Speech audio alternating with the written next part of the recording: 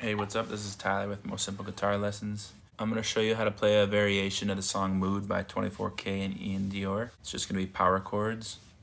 First power chord is going to be pointer on 6, ring and pinky on 8. Play that twice. And you go down to 3, 5, 5. So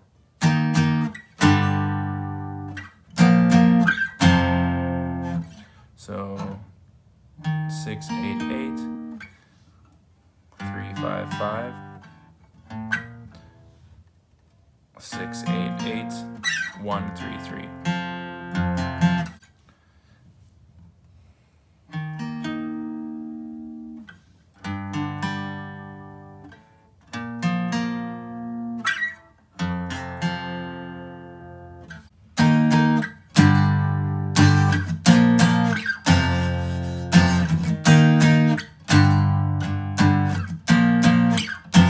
Why you always in the mood?